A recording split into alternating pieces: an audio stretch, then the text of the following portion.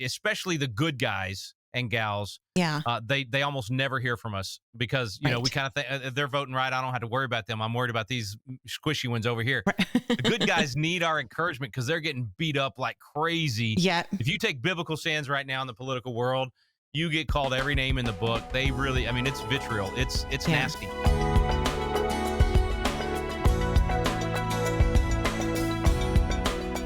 This is the way I present it to everybody is the 10 things I'm going to rattle off real fast. It's all lives, fortune, sacred honor.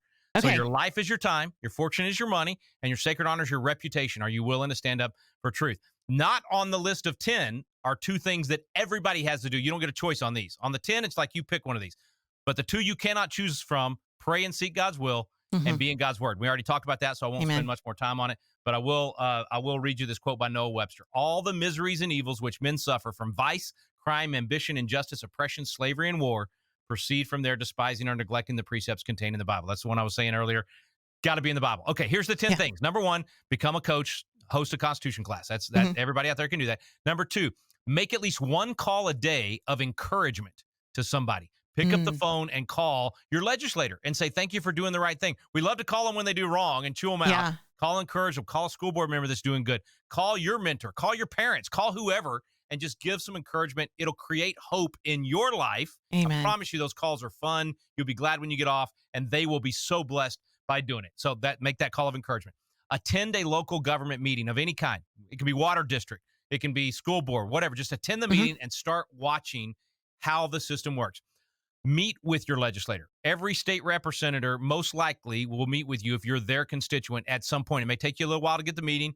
If you have to write a letter to the editor to let everybody know they wouldn't give you a meeting, they'll give you a meeting after that, I promise.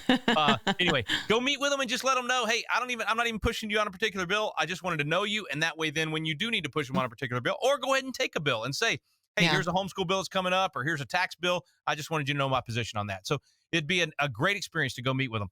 All right, 5th, volunteer for a candidate in some way, shape, or form. 6th, find a young person you can mentor. Now, we're all here homeschoolers. You got your own kids you're worrying about, but also look in the neighborhood for other people. Those 6 are all life. That's your time. Here's the 2 fortune ones. Donate to a candidate or cause. Redirect the funds that have been going to the left. Stop buying from liberal woke companies and start buying from those who are supporting our causes. Those are great ways to donate to a cause. And then sponsor a student to attend Patriot Academy is a great financial way. So that's 7 and 8. Okay, last 2. Let's see if I can find this. Last 2 are share your election picks. Now, I know this is where we get into sacred honor, right? Because I'm asking you to get on social media and say, hey, I'm going to vote right now. Here's the school board candidates I'm voting for, the city council, the mayor, or whatever. Most people have no idea who to vote for. Right. So when you post yours, a lot of people will take that and go vote for those people because they trust you. Right. And now you've multiplied your vote. And then last thing, I already said it earlier, run for precinct chair or delegate. So that's 10 things. Everybody out there can do at least one of those. Yeah. Most of you could do 2 or 3 of those things. Some of you could do all 10. I rattled it off. You'll have to go back and watch the recording. Let's do Q&A. Yeah. Let me say really quickly, you talked about encouraging, our leaders and those around us when COVID hit, 3 years ago. I can't believe it's been almost exactly 3 years since everything started to shut down. But several months into that, we were living in Georgia at the time and in a little town right outside of Savannah, Georgia. And Savannah was really locked down. Our smaller town that we were in, our mayor was great. She never enforced mask wearing. She never enforced shutdowns of any churches or anything. And she just more kind of stood on the grounds of like, you do what is best for you and your family. Yeah. And so one day, I just thought, I really appreciate that she has just been kind of hands off on this and allowed us to make the decision that's best for us. And so I just sent a message out to several other homeschool families and said, hey, how about if we make some cookies with our kids and let's just take them to, our city hall. And so I called ahead of time and they said, yes, that would be fine. And I don't know, I think we had 5 or 6 families and the kids drew pictures for the mayor and we baked a bunch of cookies for her to take in. And she was so blessed by that because she said, we don't get this. People don't encourage us this way. And exactly what you said. She said, all we ever hear is the complaints. We only ever hear what people don't want and what we're doing wrong. And she was so beyond blessed by that. And it's small things like that, baking. I mean, you're doing math and home ec and all the other things, right? Take that home ec class with your kids, eat the cookie dough because that's the only real reason to make chocolate chip cookies. And then take the baked ones that are not as good as the cookie dough and take those to someone. Take them to your city hall, take them to your, state legislators if you're close enough to them, and be a blessing to those people because they need that and they need to know that you're praying for them. I love that.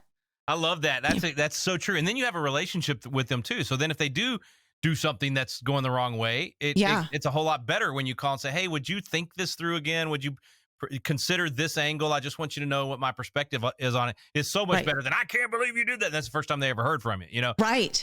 And I'm telling you, you're especially the good guys and gals. Yeah. They almost never hear from us because, we kind of think if they're voting right, I don't have to worry about them. I'm worried about these squishy ones over here. Right. The good guys need our encouragement because they're getting beat up like crazy. Yeah. If you take biblical stands right now in the political world, you get called every name in the book. They really, it's vitriol. It's nasty. Yeah. And so that prayer or that call for just 30 seconds saying, God, leaving a message on their voicemail.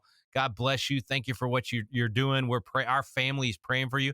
Oh, I'm telling you, that will get a warrior through the battle. Homeschool Insights is sponsored by CTC Math. If you're looking for a great online math program, visit ctcmath.com and try it for free. For more great homeschool inspiration and resources, listen to the Schoolhouse Rocked podcast every Monday, Wednesday, and Thursday.